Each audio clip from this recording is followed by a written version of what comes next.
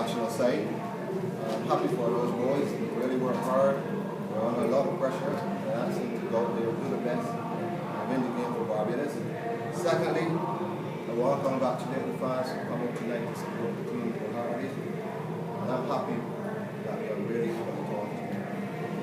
With regards to your question, we went back, we look at how we played, we look at our formation, and we recognize that the only thing tonight that means anything is a victory.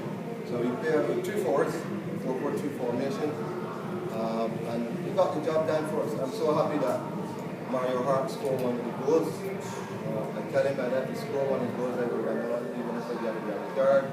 So I'm really happy that we won this game. Please with the scoreline. You had a couple of chances at the start of the game. You wanted them to hit the target. Please leave it with the scoreline. Well, it would have been better for a goal difference if we could have scored a couple more goals. At the end of the day, even though you practice hitting the target, when the match starts, there's a different kettle of fish. I'm happy that we scored 2 and the opponents only got 1, so I'm happy. How significant were the changes that you made in the lineup tonight? Very significant because, one, we bring in young Malcolm Marshall for his creative ability, and we felt that if we have him playing outside Jeffrey, which told him no one, I know very well, and then we decided to play a Hart stay right up top instead of dropping back and we're working himself. The 2 youngsters, Headley, Armando actually coming into the side. We felt that we had three good forwards up front there that score goals, and we just hoping that we would score tonight. So the formation was different tonight? Yes, the formation was different tonight. We planned a little different to be a little bit more patient, a little bit more confident when we have the football. I think that, tactically we had a sound game. I'm happy. Excuse me, if not, we didn't have to take him. Yeah, no problem. I'm prepared to probably just about take enough to probably qualify for the next year as one of the best players teams. What do you think Barbados have to do if you were going to look ahead? Well, we need some proper practice matches for one. Secondly, we have to look at our overseas players. We was playing with our captain Everson for this tournament, so he was surely be a plus for us. There are 1 or 2 other English players that we might be trying to see if we get coming out. So we need to strengthen our squads, but yeah, we need those practice matches. That's the only way that we can do it. You're happy with some of the local players who they drop with us training? We feel that there's still room for them to come back in and probably boost things. Well, those players who want to represent Barbados will come up to practice. I have never stopped a fellow from coming to training, but if you're going to be part of the national team, there's rules and guidelines that you have to follow. It can't be the same thing over and over. If we are going to rebuild, we have to rebuild not only with our play, but with our attitude and discipline. And that is the only way I'm going to go forward. If those players who show the correct commitment, and the correct attitude, and want to play for Barbados, and that is it. If you don't want to play for Barbados, I'm not going to entertain you. Is this an indication that you're having some issues with some of the selected players? No, I don't have any issues at all with the selected players. I'm worried about the players that are here. The players who are not here, I cannot worry about them. Simple. Okay. Question to Barry. Coming on to the end of the game, things got a little bit physical, but how difficult was it out there knowing you had to win this game to keep Barbados in as a champion? No, we know the game, knowing that it was a difficult game. We know that at some point in time that we under tremendous pressure that's coming out to end the game, but through the all, the guys start very tall and very good effort. It must have been a great feeling to see the ball with back in that after a couple of missed chances early and game credit pretty well. How was it feeling? I can't remember you scoring from Barbados and anything before. It was a great feeling. We said before the game that we needed an early goal. We had 3 or 4 chances, but when the goal came, we celebrated the team, and that was really important. They have left the guys, but they equalized, but we never dropped our eyes. So that was the most important for us. You're regarded as by a lot of local football fans as the mainstay, the defense, the Barbados team. Both yourself and the young Caribbean Morris. Is there any added pressure on you? No, I mean, as a senior player in the team, and battling, you have to help the guys in any way possible, you know. The experience I have to continue talking, help the guys, encourage the guys through the rough times, through the easy times. You know, so there's no other pressure to me whatsoever. Scoring early, what do you think the equalizer came? I mean, some are saying that you were looking stagnant in the field. What do you think? You guys drop your heads now? Oh, it's just one of those moments in the game. You guys just switch off for a split second, you know.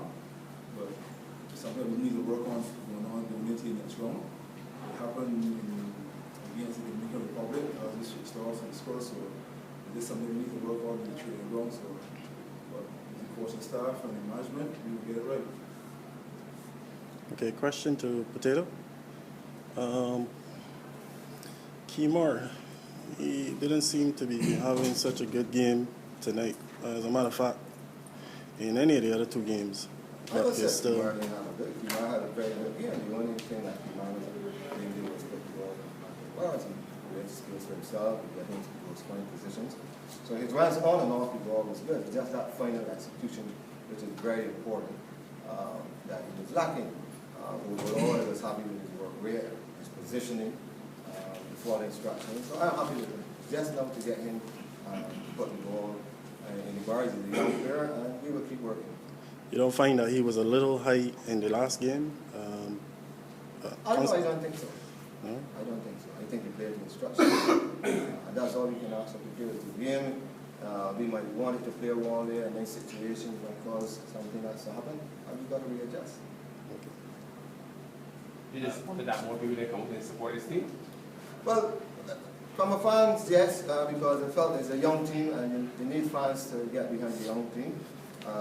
But the fans will know why they may come out.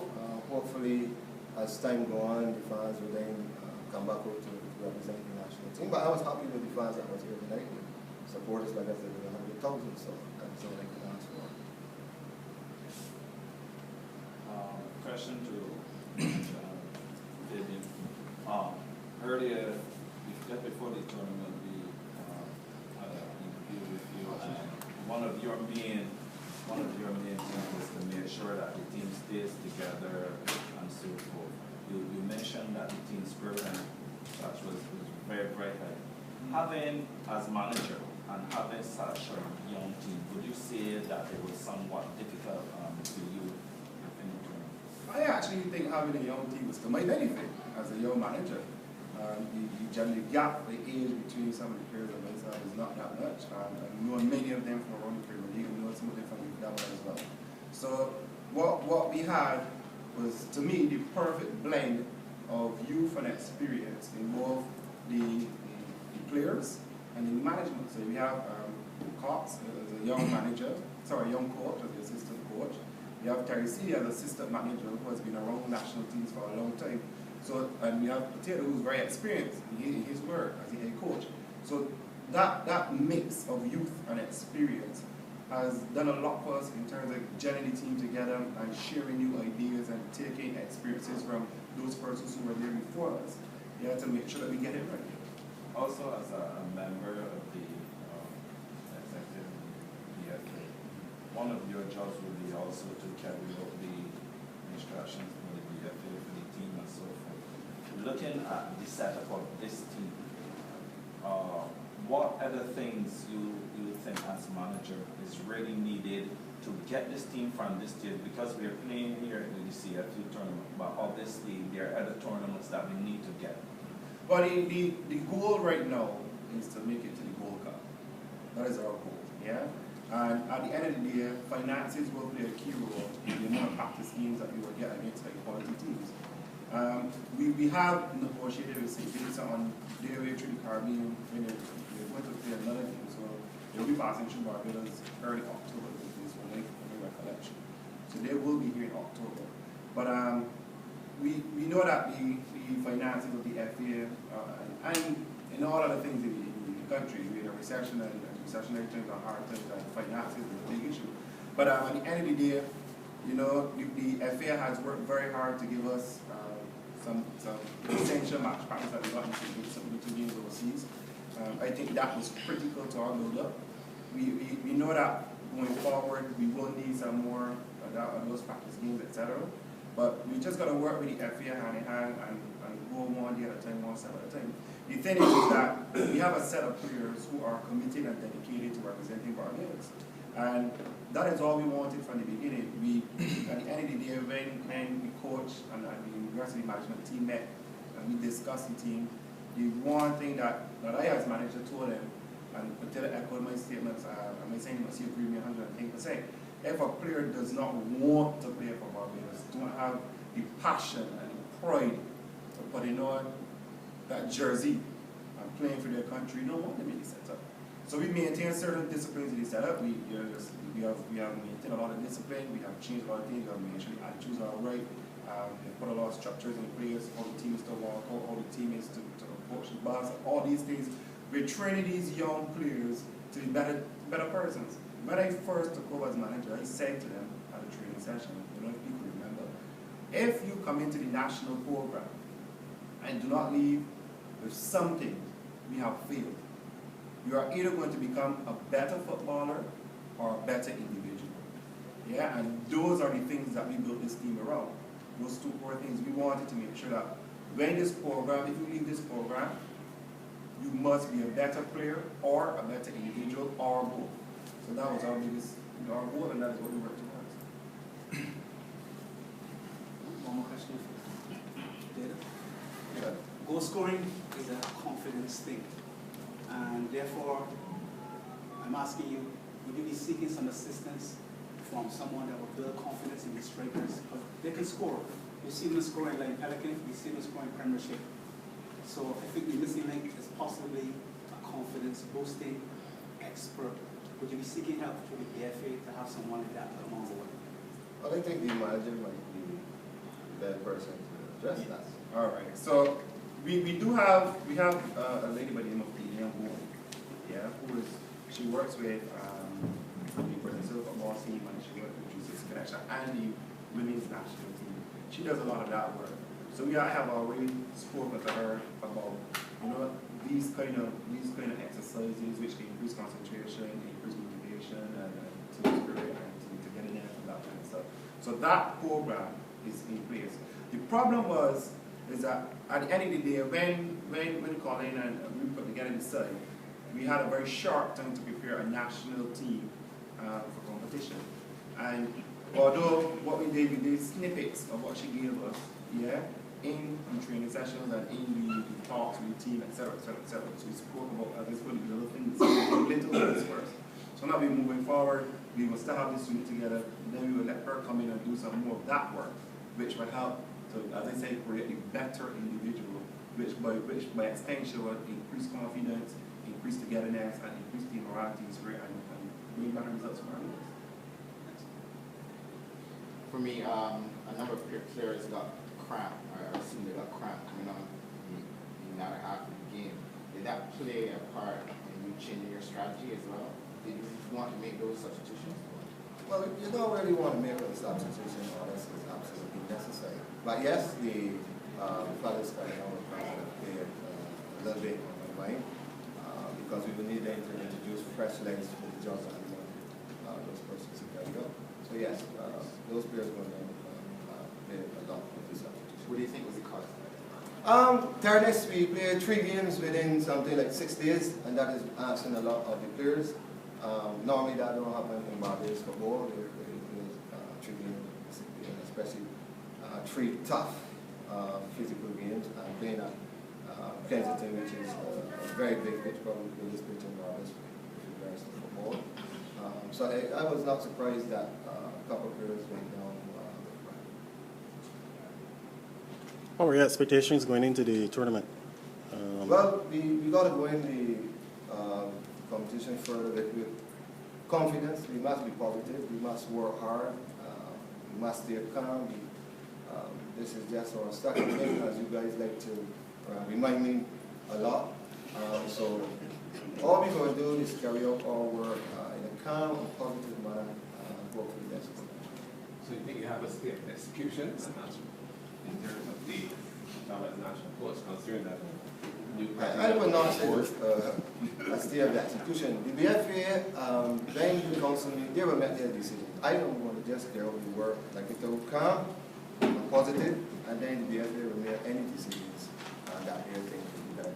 It is not about calling for it, it's about Barbados football. Whether I'm the coach or not the coach, that does not matter. It is that the development of the football and the national team and the players that I'm most interested in. So that's not my concern. You never had second thoughts about resigning, especially after the World Cup campaign failed? Not after the World Cup campaign, because when you look at the World Cup campaign, the side was put together probably for 6-7 weeks, and it was a new team. Going into the World Cup, those games really should have been practice games instead of real World Cup competition games. Because we had a World Cup preparation in terms of matches. Here we're playing against Trinidad, who qualified for the World Cup already. We're playing against Ghana, probably the most improved team within the Caribbean. Then you have Bermuda, another good side. So we work against an experienced team. We learn from the experience, and that's all you can do with a young team. They have learned how to handle defeat. They will learn how to handle victories. But all in all, I believe that we are on the right track, with me or without me. And I want to be a field continue investing in the young players that we